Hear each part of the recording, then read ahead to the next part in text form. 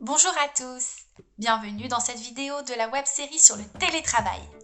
Ces vidéos vous sont proposées par la promotion 2020 du Master de Manager en système d'information à Césy-Brest. Nous évoquerons les problématiques liées à la généralisation du télétravail, des impacts économiques en passant par les outils et la sécurité informatique, ainsi que les conséquences juridiques et législatives, et enfin, l'adaptation du management à ce mode d'organisation. Vous pouvez laisser vos questions sous les différentes vidéos. Nous y répondrons dans une foire aux questions dédiée. Et maintenant, place à la vidéo.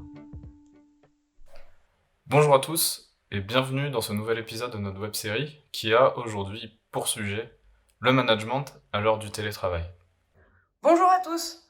Avec Steven, on a choisi d'aborder avec vous ce sujet car comme beaucoup d'entre vous, lors du premier confinement, nous sommes passés d'un mode de travail 100% présentiel à un mode de travail 100% distanciel. Et toujours maintenant, nous travaillons une majeure partie du temps en télétravail. Avant la pandémie, le télétravail était peu démocratisé, voire même mal vu ou suspect par le management en France. On a quand même des exemples d'organisations qui fonctionnent en 100% distanciel ou en full remote. À l'international, on peut citer par exemple Oracle, qui a certaines équipes qui fonctionnent en full remote et qui sont réparties à travers le monde.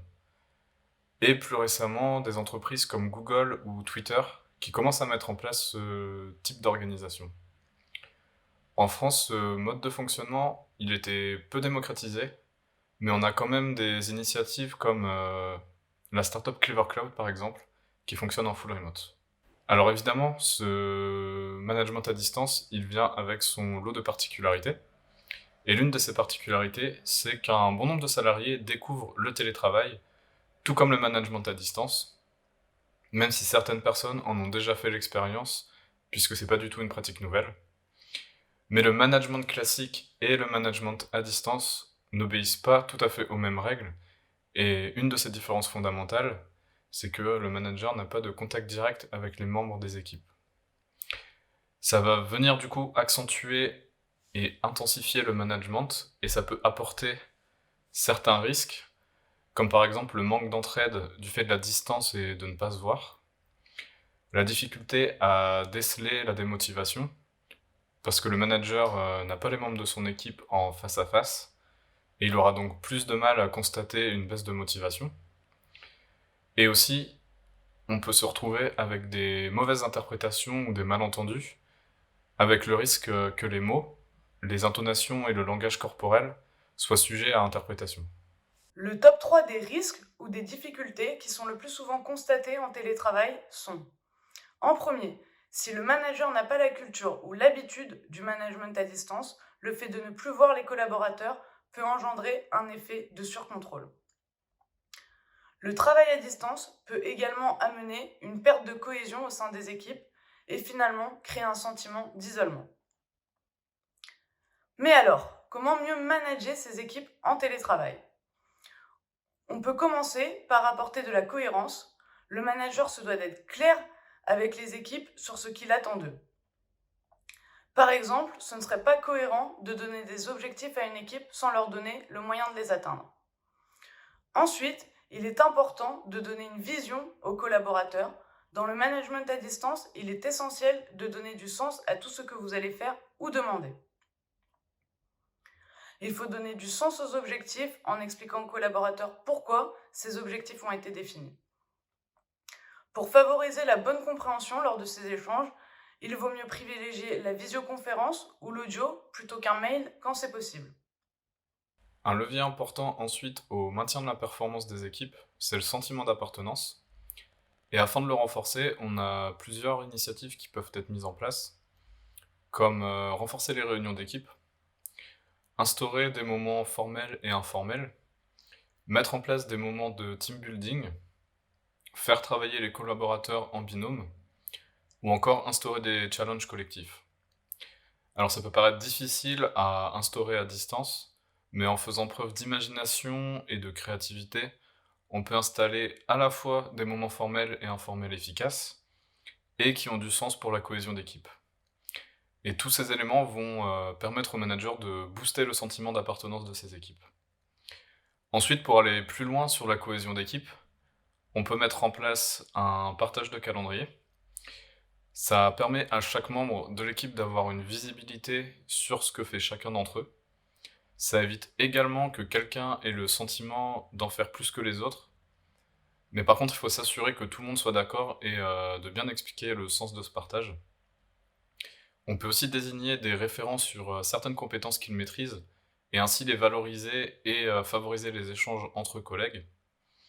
Et enfin, on peut valoriser les réussites de chacun, donc en mettant en valeur ou en félicitant les collaborateurs qui ont bien mené un projet à terme ou bien qui ont accompli des réussites professionnelles. Et d'ailleurs, on peut noter un impact fort sur les points collectifs et individuels qui doivent être plus réguliers, plus fréquents mais aussi plus courts, et évidemment sans oublier de fournir des ordres du jour clairs et précis. Le manager, il peut aussi prévoir des moments informels qui peuvent permettre de remotiver des collaborateurs et de renforcer la cohésion d'équipe.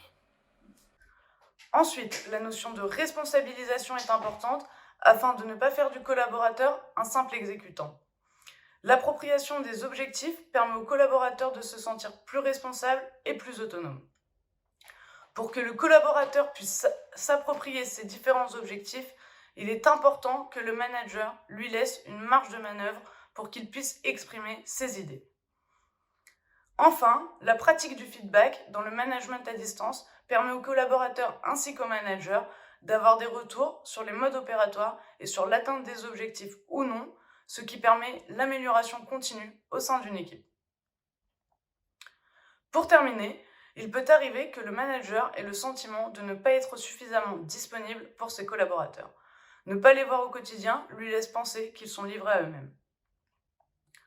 Le collaborateur se doit d'être proactif dans ses remontées d'informations au manager. Il faut qu'il partage son avancement quotidien ou hebdomadaire sur les projets ainsi que sur ses points de blocage. Le manager peut aussi planifier un créneau dans la semaine pour échanger et répondre à toutes les questions de ses collaborateurs.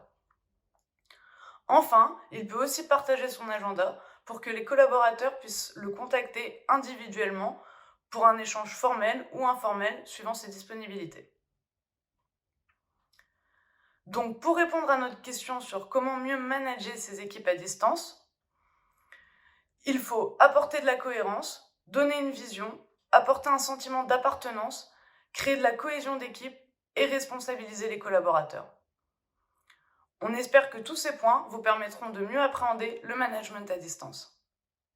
Merci à tous ceux qui auront suivi cet épisode jusqu'au bout et on revient la semaine prochaine pour notre dernière vidéo de Foire aux questions qui répondra à vos questions que vous nous avez posées. N'hésitez pas à liker et partager cette vidéo si vous l'avez aimée et retrouvez les autres épisodes de notre web-série sur le télétravail sur notre chaîne YouTube. À bientôt!